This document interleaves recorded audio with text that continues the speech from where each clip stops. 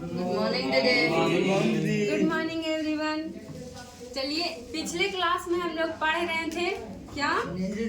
Nehru report देखे, Swaraj party का गठन देखे, है ना। तो इसके अगला जो हम लोग को आज जो टॉपिक पढ़ना है वो होगा सविनय अवज्ञा आंदोलन। तो इससे पहले जो पिछले क्लास में जो हम लोग पढ़े हैं उसको थोड़ा सा देख ले, रिवीजन कर ले, है ना, क्योंकि रिवीजन बहुत जरूरी है। जिस तरह से चेहरा को आप मेकअप के जरिए झलकाते हैं, है ना, चेहरा को मेकअप के जरिए झलकाते हैं, उसी तरह से अपना जो पढ़ाई है उसको झलकाना तो अभ्यास जरूरी है, क्योंकि अभ्यास से ही विद्या की रक्षा होता है। तो जो पिछला टॉपिक हम लोग का है क्या, हम लोग पढ़े थे नेहरू रिपोर्ट। नेहरू रिपोर्ट हम लोग पिछले क्लास में पढ़े। तो इससे क्या, इससे जितने भी संबंधित क्वेश्चन थे जो पूछे जाते हैं, इम्पोर्टेंट फैक्ट्स, वो सब हम लोग पढ़े थे। नेहरू रिपोर्ट जो है इसके पहले थोड़ा सा हम लोग पढ़े, थोड़ा सा नेहरू रिपोर्ट के पहले हम लोग क्या देखें, साइमन कमीशन। साइमन कमीशन को थोड़ा सा समझिए, उसके बाद हम लोग नेहरू जो रिपोर्ट है उसको भी समझेंगे। तो साइमन कमीशन, साइमन कमीशन जो है वो भारत शासन अधिनियम, भारत शासन अधिनियम 1919 का, भारत शासन अधिनियम, ये जो है 1919 का। भारत, देखिए ब्रिटिश क्या करता था कि हर एक 10 वर्ष पे एक एक एक्ट लाता था। कितने साल पे? 10 साल पे। जो वो यहाँ राजा शासन व्यवस्था थी उसमें हर एक 10 साल पे वो चेंज करता था। क्या करता था? उसको चेंज करता था। तो जो भारत शासन अधिनियम 1919 का जो आया, जिसको मॉन्टेग्यू चेम्सफोर्ड भी कहते हैं, इसमें 10 साल जोड़िए 1919 में तो कितना, 1929। यानी साइमन कमीशन जो है उसका गठन होना था 1929 ईस्वी में, लेकिन अंग्रेज लोग क्या करता है कि इसका गठन जो है 1927 में ही करता है, और 27 में गठन होता है इसका, और 28 में पहली बार जो है साइमन कमीशन भारत कब आता है? 1928 में आता है। जब ये 1928 में भारत आता है तो यहाँ का भारतीय जो है वो साइमन कमीशन का विरोध करते हैं। विरोध उसका करते हैं जब साइमन के 3 गो जो सदस्य है वो बम्बई में आता है तो उसका काला झंडा दिखा के लोग और बहिष्कार करते हैं। क्या करते हैं? प्रदर्शन करते हैं और नारे लगाते हैं कि साइमन वापस जाओ। जो साइमन कमीशन का गठन किया गया था उसमें टोटल जो है 8 गो सदस्य था। कितने थे? 8 सदस्य थे। और ये 8 जो सदस्य जो था साइमन कमीशन के, वो सभी के सभी जो है ब्रिटिश लोग थे, और वो अलग अलग राजनीतिक दल के नेता था, और वही लोग 8 सदस्य था। ये जो है साइमन कमीशन वो भारतीयों के लिए ये बनाया गया था। तो भारतीय जो है इसका विरोध इसलिए करता है, ये इससे असंतुष्ट होता है। भारतीयों के लिए था जरूर, लेकिन इसमें एक भी भारतीय को शामिल नहीं किया गया था।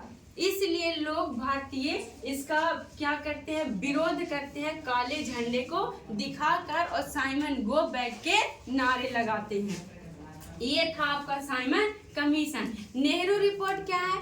तो नेहरू रिपोर्ट जो देखिए 1928 ईस्वी में, 1928 ईस्वी में ही जब साइमन कमीशन का जब विरोध किया जा रहा था। और एक और इम्पोर्टेंट क्वेश्चन कि साइमन कमीशन उसके दौरान किस क्रांतिकारी का मृत्यु हुआ था?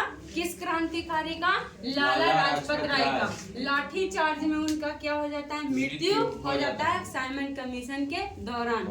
तो 1928 ईस्वी में भारत का जो सचिव होते हैं वो बर्किनहेड, ये क्या करते हैं? भारतीयों को विरोध को देख के कहते हैं कि हम लोग जो शासन प्रशासन व्यवस्था जो चला रहे हैं सही ढंग से, ये हम लोग को पता है कि शासन किस तरह से करना। अगर हम लोग को शासन व्यवस्था से तुम लोग भारतीय असंतुष्ट हो तो तुम लोग में कोई ऐसा व्यक्ति जिसमें हिम्मत हो जो एक क्या करे, नियम बनाकर और हमको दे, और उसको क्या करे, सभी जनता पूरे दल के जो है पूरे समिति उसको स्वीकार करे। अगर ऐसा कोई भारतीय पढ़ा लिखा है जो अपना शासन व्यवस्था को बना के एक नियम को और सभी उसे क्या करे, स्वीकृत करे, तो इसके लिए जो है क्या 29 एम अंसारी की अध्यक्षता में 29 समिति मिलकर एक सर्वदलीय बैठक होता है और उसमें 8 सदस्य चुनाते हैं। कितना? 8 सदस्य मिलकर एक जो है नेहरू एक प्रस्ताव अपना पेश करता है दिल्ली के सर्वदलीय बैठक में और इस प्रस्ताव को ही नेहरू रिपोर्ट कहा जाता है। नेहरू रिपोर्ट में बहुत सारा सुझाव दिया गया था। नेहरू रिपोर्ट में बहुत सारा सुझाव दिए गए थे। पहला इसका सुझाव था कि भारत जो है उसको डोमिनियन स्टेट का दर्जा दिया जाना चाहिए। पहला क्या था कि भारत को डोमिनियन स्टेट का दर्जा मिलना चाहिए। दूसरा इसका था कि भारत में क्या जो केंद्र सरकार है उसमें द्विसदनात्मक व्यवस्था होनी चाहिए। द्विसदनात्मक कहने का मतलब 2 सदन जो अभी देख रहे हैं, 2 सदन में लोकसभा और कौन, राज्यसभा, लोकसभा और राज्यसभा, ये जो व्यवस्था है वो इसकी मांग जो सुझाव दिया गया था आपका वो नेहरू रिपोर्ट में। जो तीसरा जो था इसका सुझाव वो क्या था कि मोहम्मद अली जिन्ना मांग किए थे कि जो नेहरू रिपोर्ट है उसमें सिंध प्रांत को भारत से अलग करके उसका एक अलग राज्य बनाया जाए, उसका मतलब भारत से उसको पृथक करने का मांग करते हैं मोहम्मद अली जिन्ना। जो सुभाष चंद्र बोस हो गए, पंडित जवाहरलाल नेहरू हो गए, ये सब कहते हैं कि भारत जो है उसका हर एक राज्य जो है वो पूर्ण रूप से स्वतंत्र होनी चाहिए। ये सब कुछ सुझाव रखे गए थे। और इसका सुझाव क्या था कि जो भारत है इसके अंदर सुप्रीम कोर्ट की भारत में क्या किया जाए, सुप्रीम कोर्ट स्थापित किया जाए। इसमें जितने भी फंडामेंटल राइट्स हैं, आपका जो भी मौलिक अधिकार है, इसको ऐड करने जोड़ा जाने का भी प्रस्ताव इसमें रखा गया था। ये सब इसके क्या थे, सुझाव थे। लेकिन जब इसको पेश किया जाता है नेहरू रिपोर्ट को तो सभी दल जो हैं इसको सहमत नहीं, सभी लोग इसको स्वीकार नहीं करते हैं। बहुत कुछ कहते हैं कि इसमें बहुत कुछ सुधार भी होना चाहिए। तो इस समय ही पहली बार जो संविधान है इसका बनने का प्रथम चरण शुरू हो गया था। मतलब पहला कदम इसी समय क्या हो गया था, शुरू हो गया था। 1928 ईस्वी में, अगस्त 1928 ईस्वी में जो है नेहरू रिपोर्ट को पेश किया जाता है। ये था आपका नेहरू रिपोर्ट। आगे जो हम लोग पढ़ेंगे वो है सविनय अवज्ञा आंदोलन।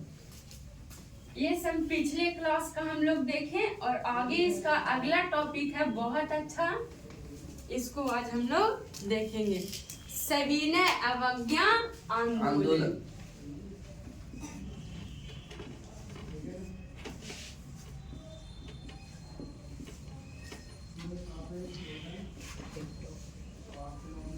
देखिए सविनय अवज्ञा आंदोलन ये जो है महात्मा गांधी के द्वारा, महात्मा गांधी निर्णय करते हैं सविनय अवज्ञा आंदोलन शुरू करने का।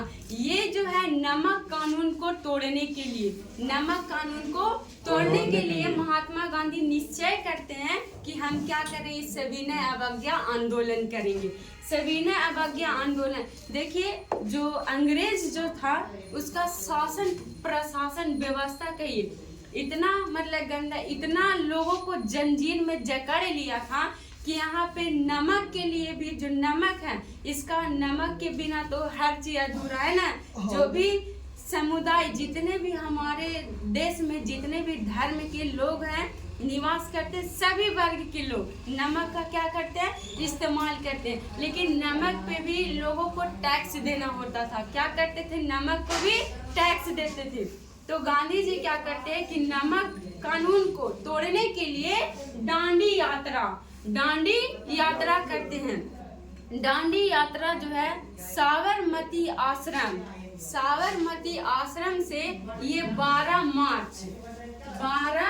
मार्च 1930 ईस्वी को शुरू करते हैं साबरमती आश्रम से। साबरमती आश्रम से ये शुरू होता है और साबरमती आश्रम से लेके दांडी तक के ये यात्रा करते हैं। साबरमती से कहाँ? दांडी तक के। और इसके बीच की जो दूरी है, वो 240 मील। कितना है इसका दूरी? 240 मील।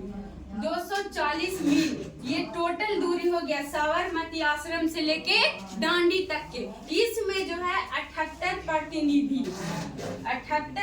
प्रतिनिधि इनके साथ साथ जाता है और 24 दिन का ये यात्रा करते हैं। 12 मार्च को ये क्या होता है? यात्रा शुरू होता है और 5 अप्रैल 1930 ईस्वी को ये दांडी पहुंचते हैं और दांडी पहुंच के 6 अप्रैल 1930 ईस्वी को समुद्र के किनारे ये जाकर और नमक बनाकर नमक कानून को तोड़ देते हैं। गांधी जी इसमें कितना प्रतिनिधि सहयोग किए थे? 78 प्रतिनिधि इसमें सहयोग किए थे। देखिए यहाँ पे क्या जो अंग्रेज लोग हैं, लोगों को नमक तक का नहीं स्वतंत्र था कि वो खुद से नमक बना सके, है ना। इतना ज्यादा उन लोग की व्यवस्था कि यहाँ पे नमक तक के बनाने का लोग स्वतंत्र नहीं थे, उस पर टैक्स लेता था। तो इस समय क्या गांधी जी नमक खुद बनाते हैं और नमक कानून को तोड़कर इसका क्या करते हैं? विरोध करते हैं। ये चुनौती देते हैं अंग्रेजों को कि हम खुद नमक बनाएंगे और दांडी की 24 दिन की यात्रा करने के दौरान ये नमक का भी क्या करते हैं? निर्माण करते हैं और इस तरह से नमक कानून टूट जाता है। तो दांडी यात्रा क्या था? दांडी यात्रा साबरमती आश्रम से 12 मार्च को शुरू हुआ और कितना? 5 अप्रैल 1930 ईस्वी को ये कहाँ? दांडी तक के यात्रा करते। यही था आपका दांडी यात्रा। यहाँ तक आप लोग को कोई दिक्कत है? कोई दिक्कत नहीं है। चलिए आगे देखते हैं। तो इस तरह से यहाँ तो विरोध प्रदर्शन हुआ ही नमक कानून को। जब यहाँ गांधी जी बनाए तो और कालीकट केरल में और तमिलनाडु में सभी जगह पे नमक लोग बनाना शुरू कर दिया और सभी क्या करने लगे? ब्रिटिश सरकार का विरोध करने लगा। इस तरह से हमारे देश में ही नमक बनाया जाने लगा। ठीक है, अगला टॉपिक हम लोग पढ़ेंगे बहुत अच्छा, जो अगले क्लास में अगला है ना। यहाँ तक किन्हीं को कोई दिक्कत समझने में नहीं। ठीक है, आज के लिए सेवा समाप्त।